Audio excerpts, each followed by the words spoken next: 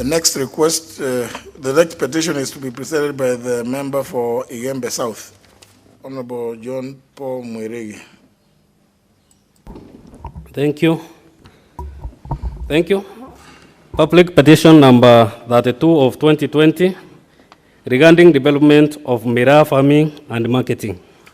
I, the undersigned, on behalf of Kimathi Munjure, National Chairman of Nyambene Miraa Traders Association, Nyamita, a registered association frontiering the interest of CAT, Miraa, crop and industry stakeholders, draw the attention of the House to the following: that thousands of families in the larger Meru region growing CAT, Kadha Eduldas, popularly known as Miraa, have been earning a living through selling of their crop to local and international market in the East Africa region. That following declaration of COVID-19 as a global health pandemic and subsequent closure of international borders, Miraa crop lost its regional market, particularly in Somalia. That locally, a number of county governments such as Tana River, Mombasa, Lamu, and Malindi have imposed exorbitant and prohibitive levies and fees for crop to transit through their jurisdiction or be sold in the market within the counties without regulation by the Ministry of Agriculture as provided for in the Section 17 of the Crop Act. That the Ministry of Agriculture has been diverting funds allocated to the support development of the Miraa crop to activities of other crops. For instance, in the financial year 2019-2020, 60 million Kenyan money under the vote D1165 State Department for Crop earmarked under vote sub-end 1165103902 Miraa Crop Revitalization Project, vote line 3111300, 3111400, and 3130100 for development of Miraa Research Institute and Miraa research activities such as propagation of certified Miraa seedlings was diverted to buy macadamia seedlings. That the 1 billion Kenyan money granted by the national government in 2016 to caution Miraa farmers and traders after Miraa was banned in Europe, including the 1 billion Kenyan money allocated in budget for 2017-2018 and 2018-2019 for improvement of Miraa farming have not been realized. That in the financial year 2020-2021, the Ministry of Agriculture has reduced the allocation to the Miraa crop to approximately 200 million Kenyan money, despite having a huge backlog of unmet expenditures overflowing from previous financial year. That despite the Miraa community of Igembe in Gado Igembe North constituency, Meru County, donating 50 acres land with approval in writing by the county government of Meru to the PS Agriculture, the land remains idle. That Miraa farmers do not have a single market outside of Kenya after access to Somalia, the last such international market for the crop from March 2020 to date, and when Somalia reopened its border for international travel, its government permitted entry of the other crops with the exclusion of Miraa crop. That whereas Section 8 of the Crop Act directly charging the Ministry of Agriculture with the responsibility to source for market for the crop, other prospective markets such as Djibouti, Somaliland, Mozambique, Yemen, Israel, and Democratic Republic of Congo that were identified by the Miraa Task Force report implementation technical team as having real demand for Kenyan Miraa has not been followed up. That Further, the research on Miraa by Kemri, sanctioned by Parliament itself in 2014, and the development of the Kenya Miraa market strategy by the Ministry of Agriculture that would have been the blueprint for international markets of Miraa appeared abandoned. That while other Miraa growing countries in the region, particularly Ethiopia, that trends with Somalia, is gaining comparative advantage after opened up its boundaries to facilitate Miraa trade. The prolonged closure of Kenya-Somalian boundary has made overland trading of Miraa across the boundary impossible, leaving farmers frustrated and improvised for lack of other resources of livelihood. That on 2 occasions in July 2020, we had aircraft transporting Miraa to Somalia, having been duly cleared by the relevant authorities in Kenya, and Somalia returned with the Miraa cargo, hence occasioning huge losses amounting to amount of 20 million Kenyan money. That on numerous occasions, the petitioners and other partners in Miraa business have been engaged the concerned authorities, including the cabinet secretary responsible for agriculture, county government, and the political leadership in the region, to cause the national government to engage the government of Somalia and negotiate an agreement for resumption of Miraa export when corona pandemic situation normalizes. Their efforts are yet to bear any fruit. That the issue is respect of which the petition is made are not pending before any court of law or a constitution of legal body. Therefore, your humble petitioners' prayers that the National Assembly, through the Department Committee of Agriculture and Livestock, engage the relevant national government ministry responsible for agriculture, that agriculture, trade and industry, transport, interior and foreign relations, with a view to seeking to reopen the border with Somalia so as to have Miraa trade with Somalia resume forthwith. Intervenes through the Ministry of Agriculture to ensure that the recommendations of the Miraa Task Force report implementation technical team are implemented. The research on Miraa by Kemri, sanctioned by the National Assembly in 2014, is completed, and the Kenya Miraa market strategy is developed as a blueprint for development of Miraa farming and expansion of local and international markets of Miraa. Inquire into utilization of funds allocated for the development of Miraa farming through the Ministry of Agriculture since 2016, with a view to establishing the purpose for which such funds were utilized, and whether or not who of part of the funds so allocated were diverted to other crops. Number 4, engage with the relevant ministry to establish the extent of utilization of the allocation for Miraa research in 2019-2020, vote D1165, such vote, sub-vote 1165103902, vote line 3111300, 3111400, and 3130100, with a view to recommending appropriate action.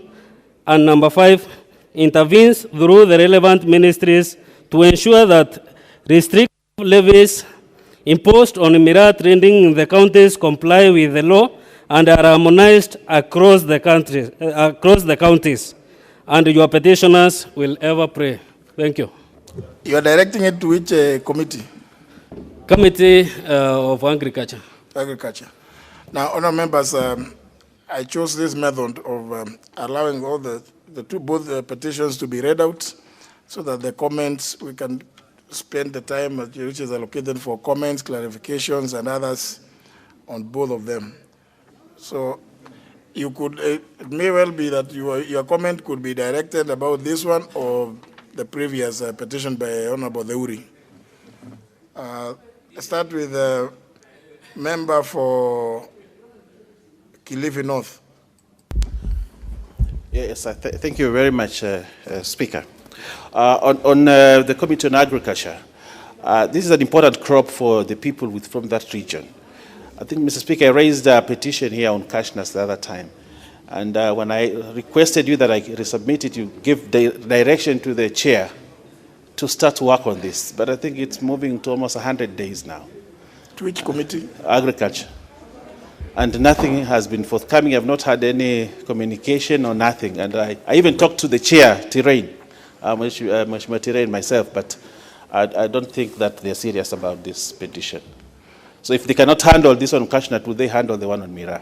And why would they handle the one on Miraa, not the one on cash nuts? Well, let's also appreciate that I'm aware that the Committee on Agriculture has been quite busy, quite busy. Indeed, they have even sought extra sittings, even when there's plenary sitting. Okay. Because of the workload that they have found themselves having. If is the chair here, should they find it necessary to seek for extension of time, I think they should come and make the relevant application, move the appropriate motion here. Yes. For extension of time. Now that the chair is not in the chamber, I'm unlikely to be of any assistance. Or would you advise that I bring back the petition? When did you first bring it? Sometime in, that must have been in May. Then when we opened, I made a request. You said the chair is new. That's the time when there were changes. The chair is new, and therefore he seized of the matter, and he'll work on it. But I think now it's beyond being new now. I think we need to refocus. Probably give new directions on the matter. Where is the chair? I think you approach the leader majority.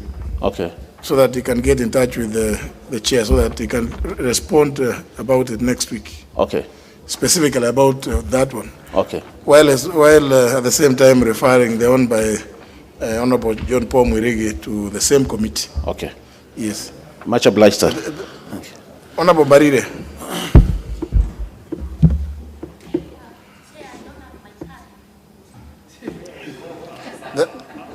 But then you cannot come into the chamber. Sorry, Mr. Speaker, I have looked for my card. I don't know where I misplaced it. I'm trying to replace it.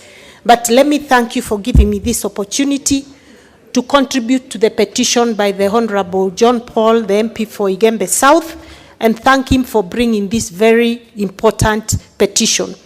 Mr. Speaker, I come from Meru County, where also Miraa, but whose name is Mogoka, is produced in large numbers, and we also add our voice to this petition by saying that there's really need for the Ministry of Agriculture to take this crop more seriously. We are aware that there was a task force whose report is known and before the ministry, but we feel that whatever recommendations that the task force came up with will not be implemented unless money is actually allocated to those particular programs. And Mr. Speaker, from where I sit, Miraa is the next biggest thing in terms of economic support to the farmers in our region, especially so in Embu County, Tharaka Nithi County, and Meru County. So I'm really hoping that the committee will do justice to this petition, but more importantly, that the Ministry of Agriculture will take this matter very, very seriously. There's need for a lot of money towards marketing. There's need to even improve on the value of the crop by the time it gets to the farmers, so that even the issue of cooling, providing coolers for this crop before they get to the market, and transporting them in proper air-conditioned trucks like those that do horticulture, so that we don't have to use small cars that run so fast and cause a lot of accidents on the road, Mr. Speaker. So I really look forward to this engagement with the committee, and I want to thank the MP once more for realizing that it's really time for us to push this crop to the next level so that it can get proper government recognition and budgeting. Thank you, Mr. Speaker. Member for Ndaragwa. Thank you, Mr. Speaker. I would want to contribute to this petition by the honorable member from Meru. And I appreciate, Mr. Speaker, that Miraa, the Speaker, Mr. Speaker, Miri, CCD and the majority former are engaged on the issue of Mogoka. But I wanted to say this, Mr. Speaker, that I appreciate how important this crop is to the people coming from this region. And I hear that it is perhaps the second most important agricultural crop. But Mr. Speaker, I think it's also good to appreciate that this thing in our area, Daragwa, Nyandarua, to us is a drug. And we are actually losing the young people whenever they consume it. In fact, it is very close to Bangi, Mr. Speaker. And I say this because we are losing many young people in our region. And I think, Mr. Speaker, even as the committee engages on how they can make it useful to the people of Meru, I think we need to engage on how we can make it safer if it has to be consumed. It must be consumed in a safe manner. We must have guidelines if it is something that the health professionals have passed that it can be consumed by people. I believe that it should not be. In any case, I haven't seen any member of parliament from Meru consuming it here. If it is that good, if it is that crucial, I think it will be good to see them consuming it also. But Mr. Speaker, also crucially, the vehicles transporting Mogoka and Miraa in our region are the major cause of accidents along the highway. If we cannot address this issue on the number of people we have lost as a result of that transportation, and I like what has been proposed by Sicily, that perhaps we need to help them with vehicles that have a cooling mechanism so that they stop disregarding all traffic laws. I mean, I don't think they believe that there is any law that exists along the road. The way they drive, ni kama ng'ombe wote wako kwa barabara. I mean, it's very bad, Mr. Speaker. And I think it is important that the committee also pays attention to that, because you have to be careful when you're driving along Thika Road. You have to avoid the hours that they are on that road. Otherwise, you can actually die in a minute. Mr. Speaker, this is a very crucial thing. And I think we need, I know it is a political hot potato, but let us look at it soberly. It is also causing deaths in our vijana. We can't even produce in our area because of this Mogoka and Miraa business. And it's not that sweet to us. Member for Igembe Central. Thank you, Mr. Speaker, for giving this opportunity to contribute to this petition. Please, we are not contributing. And sorry, to comment on the... yes, just comment. Yeah, let me comment. Yes. But, Mr. Speaker, before I comment, let me take exception from the immediate speaker, Mr. Speaker, and I confirm we are in this house, I chew Miraa every weekend, and I'm sober. Yes, Mr. Speaker, when you talk of Miraa being a drug, that one I will disagree, because in essence, you will never see where almost every other person in Meru, especially in Nyambene area. We have Miraa, I have a Miraa plantation, and we chew Miraa, and the people there are doing their work like any other person. If you want to take exception with the beer, changa, bangi, and the like. But those ones, they don't. The Miraa does not affect anybody's health. Even matatus get accidents. With having said that, Mr. Speaker, this petition is very timely. And even I have a question here on the same, Mr. Speaker. Mr. Speaker, the people from Igembe, North, South, and Central, and some parts of Wimenti, we are suffering because this is the most income-generating crop. The markets have been closed. Some counties are closing the same because of the views of my brother from Daragwa. But be informed that this is a cash crop like any other. It was ascended by the president in 2016, and it is just like a sugarcane or any other crop. Therefore, if we have to tame the situation, we have to tame the people who misuse or who are not doing as per, but not to condemn the crop, because the crop is there, and those are the sentiments which are making even other counties close it. We are seeking the government to intervene, have the market opened so that the people don't suffer. We will create, instead of now killing people, we will create thieves, we will create destitutes if this crop does not get proper market. Thank you, Mr. Speaker. Member for Endebess. No, all these are just comments. You know, thank you, in this house, let me just give this guidance. In this house, and you better look at you're standing under 227 to 225 to 220 and 226. It's just comments, and the time allocated for comments, clarifications, further information on matters to do with petitions, howsoever presented, is only 30 minutes. That's why I put the two petitions together. So you can't speak for too long. Usually, if you want to go and debate petitions, which have just been presented, it cannot be here. Please, Honorable Pukosi. Thank you, Honorable Speaker, for that guidance. Honorable Speaker, in the last Parliament, we formed a committee here to look into Miraa, which was led by the Honorable Kajuju at that time. And at that time, I was also in the Committee of Health, where we set some money aside, around 100 million, for the KEMRI to do a research on Miraa. And that research came up. Miraa is actually a drug, as we know it. It causes some element of euphoria and excitement. So maybe you can see the excitement when it comes to discussion of Miraa. So, Honorable Speaker, I would urge that the committee looks at the report that was done by the Honorable Kajuju's team, and they also look at the research that was done by KEMRI, so that we can have the House, because otherwise the House will spend a lot of time discussing the petition by the Honorable Member, yet the House has done a similar thing. So it will be just good to have a look at those reports so that it can also assist in the report preparation that will be tabled in this House. So those were remarks I support. Honorable Nasir.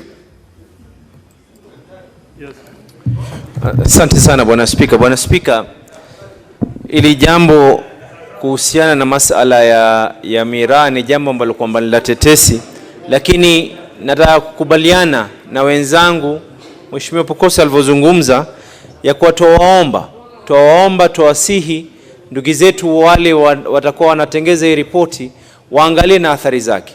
Upande mmoja ni kweli wenzetu wanaitegemea kuwa ni kitegemeo cha uchumi, lakini na kwingine mkumbuke ya kuwa vijana chipukizi wanapoteza maisha yao kwa sababu ya haya mambo haya. Hususan siku hizi unapata Mugoka, Bwana Spika, kipakti kimoja hivi kinakupeleka mbio na ni shilingi 20 peke yake.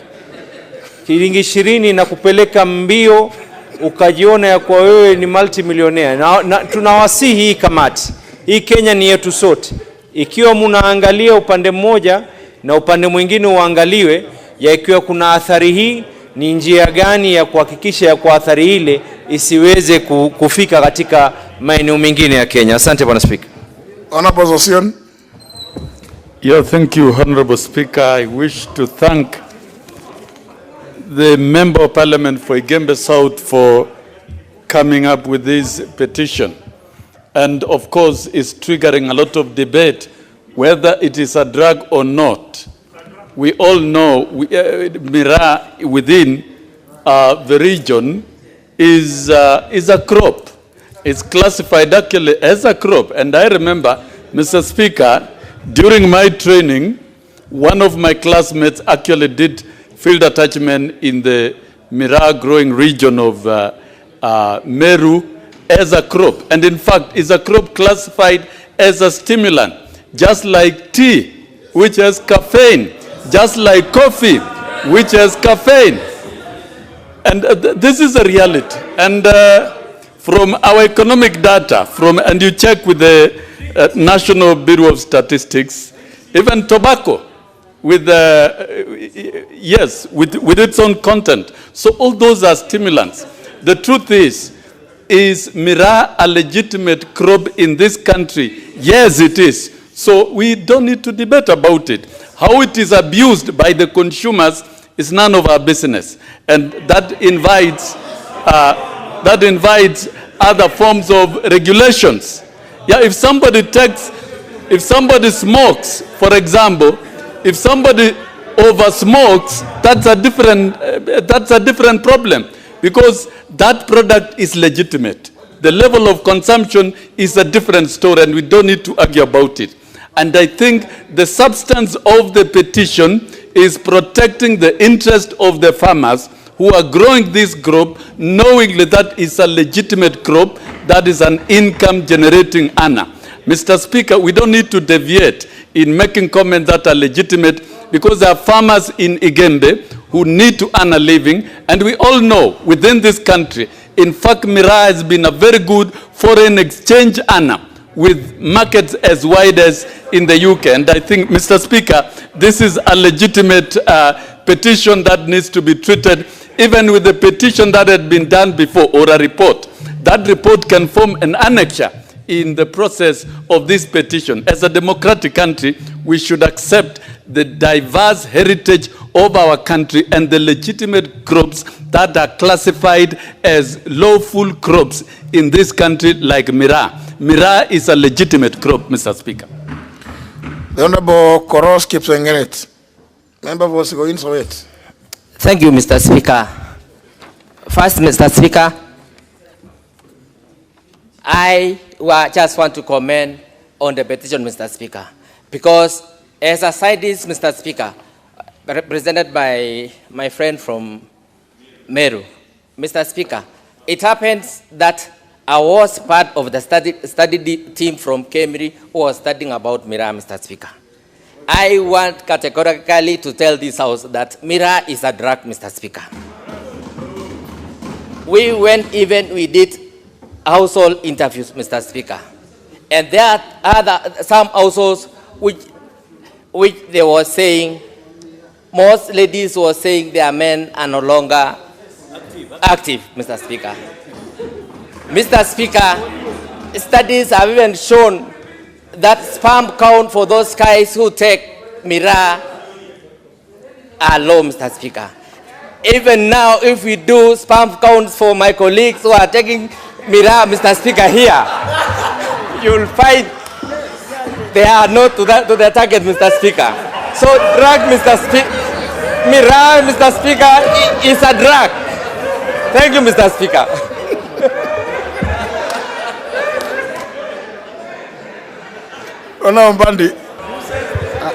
Thank you, Mr. Speaker.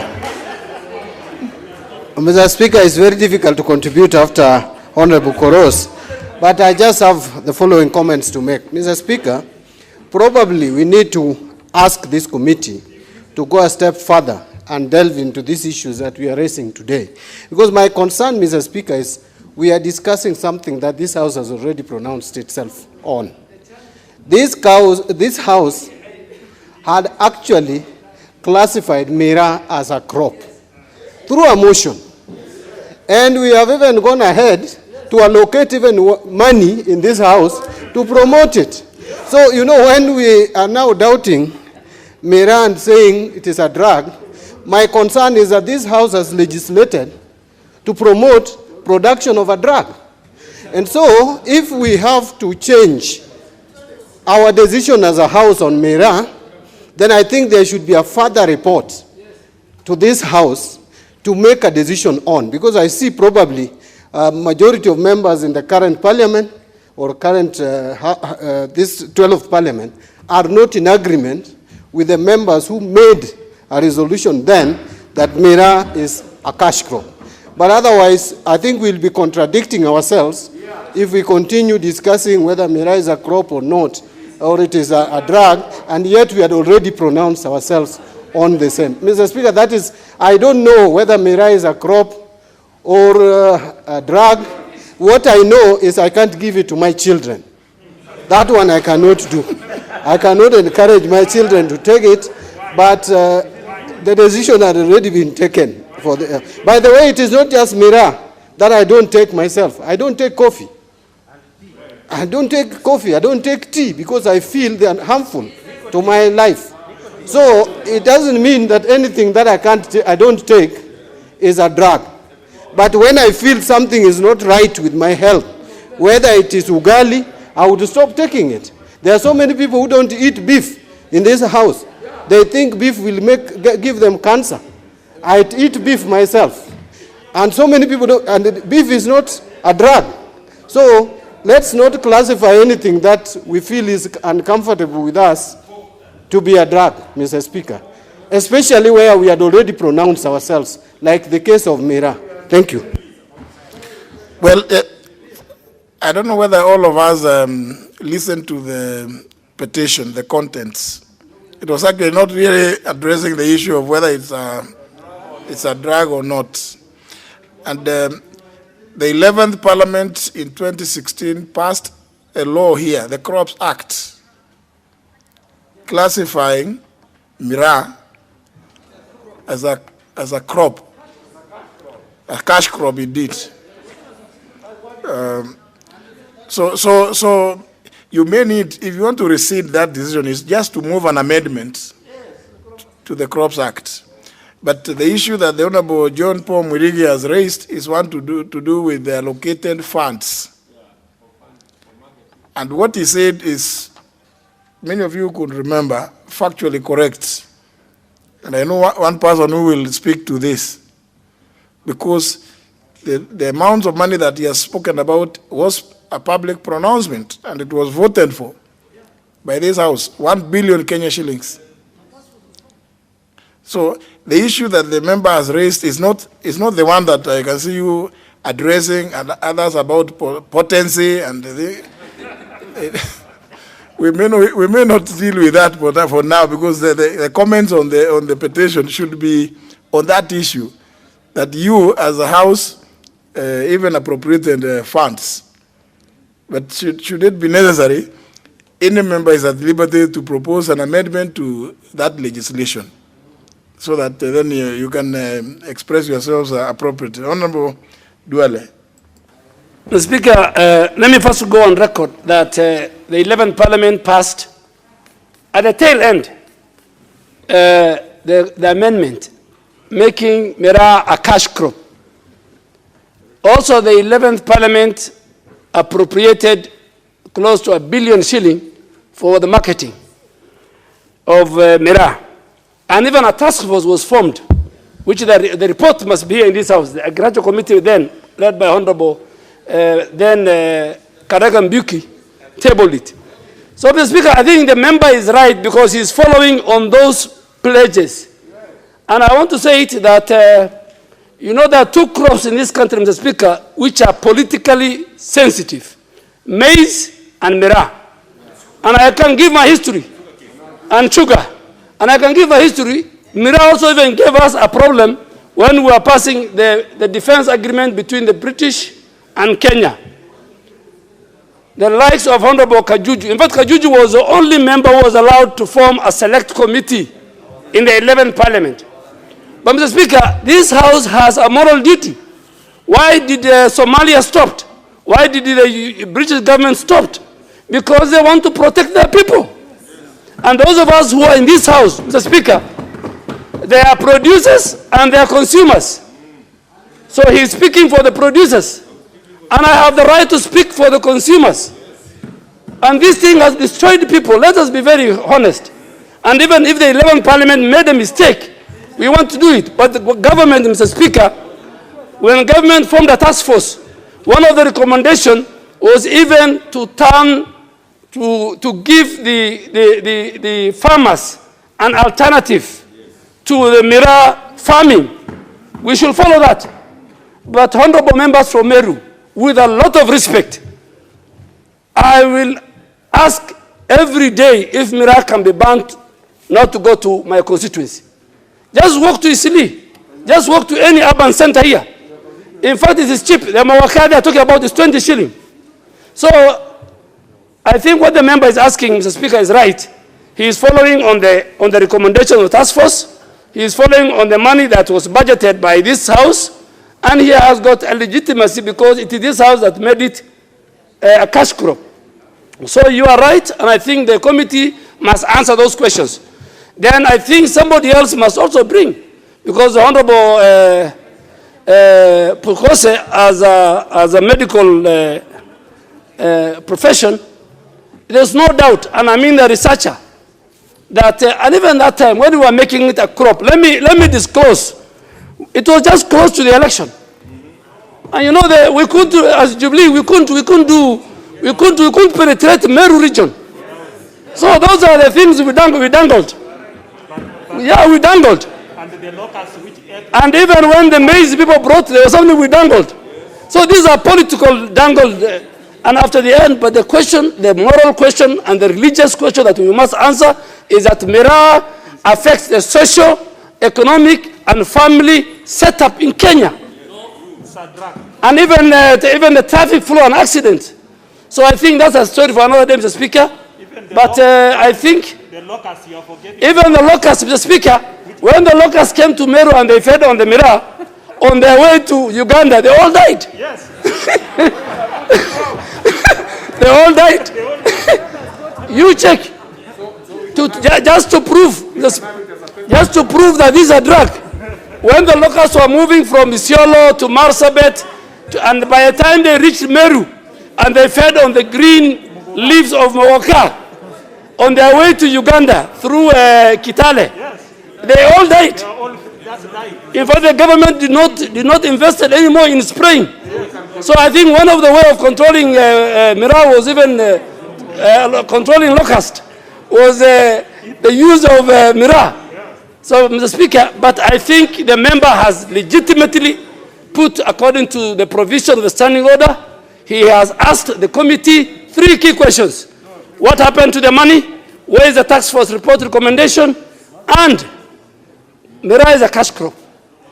And Mr. Speaker, I think those of us, Honorable Bandi is saying he won't allow his children to eat. We should not allow the children of Kenya, I think it's on Miraa. I think Honorable Kubai, I think he must have had Miraa because the Speaker, with those very remarks, I support the petition. Sorry, honourable members, I told you that you can look in your standing orders. Only 30 minutes are allowed to make comments, seek clarifications. So that's not the business. So we can't spend time now because somebody has read out a petition. We spend the rest of the afternoon discussing it. The petition is referred to the Departmental Committee on Agriculture to deal with it as provided for in Standing Order 227 of our standing orders.